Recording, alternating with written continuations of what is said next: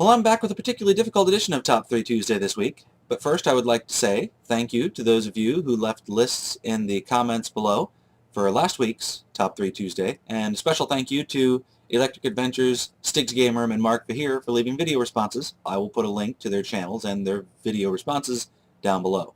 Now, when I say difficult, I mean it is difficult to define, to begin with, then it is difficult to come up with a definitive answer. And anyone who can come up with a definitive answer is a better person than me. You'll see what I mean in just a second. What I'm looking for this week is your top 3 favorite pick-up and play games.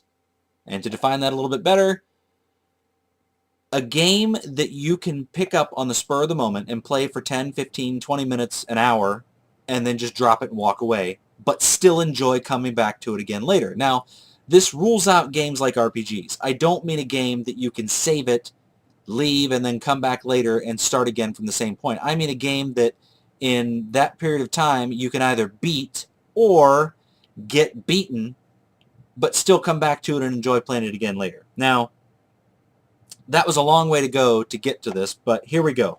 My number 3 would have been Robotron 2084 for the Atari 7800. This is probably my favorite port of it. I have this on a couple of different systems. I really like this version. The only problem with a consoleized version of Robotron 2084 is you only have one joystick. And Robotron 2084 in the arcade, you use 2 joysticks. One to control movement and one to control the direction of fire. That is lacking in every other consoleized port of this game. So that would be if it had that control scheme, but it does not. So what I'm actually going to pick is a game called Space Dungeon. And I'm going to venture to say that most of you have no idea what the hell this game is about. Essentially, it is Robotron 2084 with some added features. Now, the reason I like this is because you use 2 5200 controllers, kind of like the arcade. One joystick controls movement, the other joystick controls the direction of fire. Now, the added features of the game, you still move around on the screen and you kill, in this game, everything that moves using the Robotron 2084 or Berserk style controls. But you do other things in this game too. You actually move around in the dungeon, room to room in the dungeon, collecting treasure and killing everything that moves. Now, the more treasure you collect, the more points you get at the end of that particular dungeon. Also, the more people you kill, the more points you get. But if you get greedy and you try and collect too much, you are almost certainly going to die fairly quickly because it is a rather unforgiving game. And the Atari 5200 controllers can be a little bit tiring using after a while. So I like playing this game. I can come back and play it almost any time and still enjoy it. So, number 3. Number 2, I could literally have picked 3 dozen games from my collection somewhere. And the reason that is because number 2 is a shoot-'em-up, a scrolling shooter, a scrolling spaceship shooter, a vertical scrolling spaceship shooter to be exact. But anyway, I could have picked tons of games. I could have picked Truxton, I could have picked Gary's, I could have picked dozens of games. But I didn't. I picked this one, and the reason I picked this one partly is because it is a lesser-known title. Some of you will know it, a lot of you will not, and it is Sylphid for the Sega CD. Now, those of you that know this game are going to say, really? That game?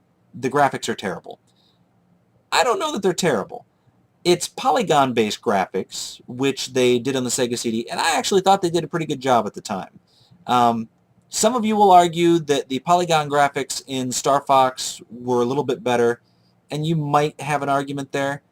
But as far as the gameplay itself, I really like the way this game plays. I like the fact that you have shields and you don't die in one hit. I like the Japanese anime style music. I think it fits the game really well. And what I really like about the way this game looks is when you're playing the game, you've just got shit moving all around in the background. You've got, spaceships moving. You've got, walls closing in around you and spaces opening up and you move down through it. And it's just, you almost get distracted by everything moving around you. And that's part of the difficulty of the game, is focusing on what you need to focus on to play. So, Sylphid is going to be my number 2 just because it represents all the shoot-'em-ups that I enjoy playing. And it is a pretty fun game, and I can come back and play this pretty much any time and enjoy it. Number 1 was a little bit easier. It is a racing game, and I enjoy racing games. It is a racing game that has a number of different versions, and in this game, in the different versions of this game, you can play 1-player, you can play 2-player, you can play different modes in the different games. Now, a lot of you already know what I'm talking about. Super Mario Kart. Now, this is the Super Nintendo version. The game that I would actually show you as my favorite one of these would be Mario Kart Double Dash for the Gamecube. And yes, I realize it is a more modern game. It came out after 2000, and that's not normally the sort of thing you would expect to hear from me, but I really enjoy it.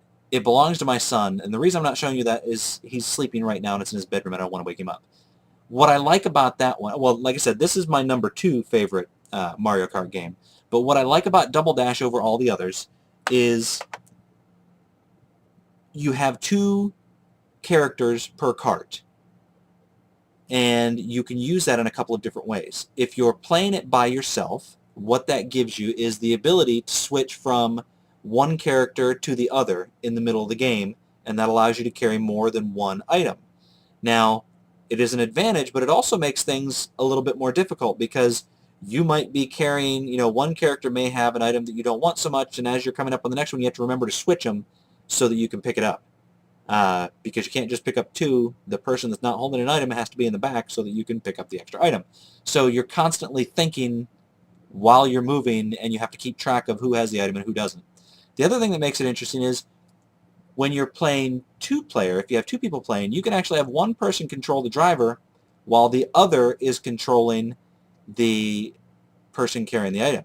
And then if you switch in the middle of the game, you switch roles. So I don't know. It's just a fun game. And then on top of that, it looks almost as good as the Mario Kart Wii.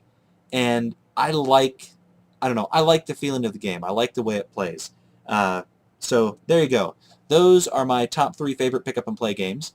I would be interested to hear what you guys have as your top 3 favorite. If you can come up with a definitive answer, which I challenge you to be able to do that. I don't think you can. So thank you very much for watching. I'll see you guys later.